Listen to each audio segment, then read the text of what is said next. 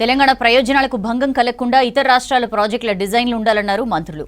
ఈ ఏడాదిలో సీతారామ ప్రాజెక్టులో 4వ పంప్ హౌస్ పనులు పూర్తి చేయనున్నట్లు స్పష్టం చేశారు. 10 ఏళ్ల పాలనలో యాతాలకుంట టన్నెల్ పనులను కేసీఆర్ నిర్లక్ష్యం చేశారని మండిపడ్డారు. అటు మహిళల్ని లబ్ధిదారులుగా కాకుండా ఉపాధి సృష్టికర్తలుగా తీర్చిదిద్దుతామని తెలిపారు మినిస్టర్స్. సింగరేణి పరిధిలోని ఎమ్మెల్యేలతో భేటీ అయ్యారు డిప్యూటీ సీఎం భట్టి విక్రమార్క. సెక్రటేరియట్లోని తన ఛాంబర్లో జరిగిన సమావేశంలో సింగరేణి అభివృద్ధి, బొగ్గు తవ్వకాలపై చర్చించినట్లు తెలుస్తోంది. సమావేశంలో బెల్లంపల్లి ఎమ్మెల్యే గడ్డం వినోద్ కుమార్ సహా సింగరేణి ఏరియా ఎమ్మెల్యేలు, energy special secretary, Singareni CMD, Singareni general administration director పాల్గొన్నారు.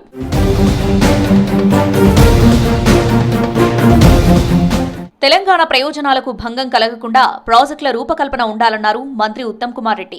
కృష్ణానదిపై ప్రాతిపదిత బ్యారేజ్ నిర్మాణ అంశాలు, సాంకేతిక అంశాలపై విస్తృతంగా చర్చించినట్లు చెప్పారు.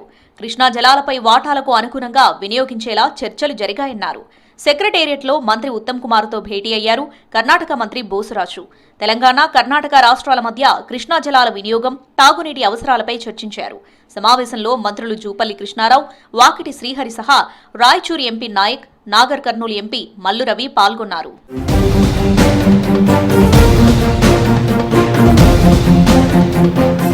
ఈ ఏడాదిలో సీతారామ ప్రాజెక్టులో 4వ పంప్ హౌస్ పనులు కంప్లీట్ అవుతాయన్నారు మంత్రి తుమ్మల నాగేశ్వరరావు.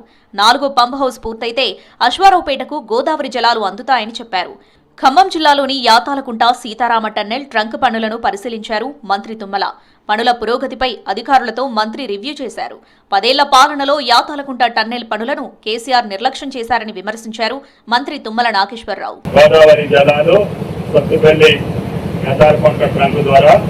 వేసుపల్లి చెరువుకి, సత్తుపల్లి వేషకాంత చెరువుకి ఈ వర్షాకాలం సీజన్లోనే తీసుకెళ్లాలనేది నా ఆకాంక్ష. 3,300 కోట్లు డిస్ట్రిబ్యూట్ తీసుకంతకు ముందు ల్యాండ్ ఎక్విజిషన్ చేయలేదు, పైసలు ఇవ్వలేదు, ఎస్టిమేట్స్ కూడా వేయలేదు. మనం మెయిన్ కెనాల్ వరకు 100 కిలోమీటర్ల వరకు మీరు అర్జెంటుగా ఫీడర్ ఛానల్ తామని చెప్పాం. రైతులకు ఇబ్బంది కలగకుండా ధాన్యం కొనుగోలును వేగవంతం చేసేందుకు చర్యలు చేపట్టామన్నారు మంత్రి వివేక్ వెంకటస్వామి. ఈసారి చెన్నూరు నియోజకవర్గంలో వరి పంట అంచనాలకు మించి అధిక దిగుబడి వచ్చిందన్నారు. ప్రస్తుతం ధాన్యం నిల్వ కోసం గోదాముల సౌకర్యాలను పెంచడంతో పాటు హమాలీల సంఖ్యను కూడా పెంచుతున్నామని వివరించారు. ప్రస్తుతం అందుబాటులో ఉన్న లారీలకు అదనంగా మరో 75 లారీలను కేటాయిస్తామన్నారు మంత్రి వివేక్ వెంకటస్వామి. ఈ సంవత్సరం ఎక్కువ పంట రావడం వలన కలెక్టర్ గారితో మాట్లాడి మన చెన్నూరు రైతుల గురించి ఎక్కువ గోడౌన్ స్పేస్ తీసుకోవడము, హమాలీలు పెట్టడము, ఎక్స్ట్రా లారీలు ఈరోజు మాట్లాడడం జరిగింది. తర్వాత కొత్త గోడౌన్ స్పేస్ మన చెన్నూరులో, పెద్దపల్లిలో కూడా కలెక్టర్ గారు రెంట్ పైన తీసుకున్నారు. చిన్న పొదుపులతో ప్రారంభమైన స్వయం సహాయక సంఘాలు ఇవాళ తెలంగాణ గ్రామీణ ఆర్థిక వ్యవస్థకు వెన్నెముకగా నిలిచాయన్నారు మంత్రి సీతక్క.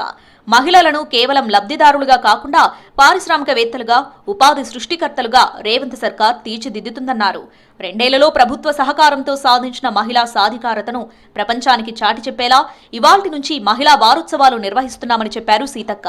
మరి ఈ రోజు మన ముఖ్యమంత్రి రేవంత్ రెడ్డి గారు ఒక సోదరుడిగా మా అక్క చెల్లెలందరూ కూడా ఆనందంగా ఉండాలి అంటే వాళ్ళ చేతిలో 4 రూపాయలు ఉండాలని వడ్డీ లేని రుణాలు, మరి ఈరోజు 10 లక్షల రూపాయల వరకు కూడా వడ్డీ లేని రుణాలు ఇస్తూ ఆర్థికంగా ఎదిగేందుకు అన్ని రకాలుగా సపోర్ట్ చేయడంతో పాటు కష్టపడి పనిచేసి కోటీశ్వరులుగా మనం ఎదగడం కోసం, మీరందరూ ఎదగడం కోసం ఈ ప్రభుత్వం చేయూతనిస్తుంది.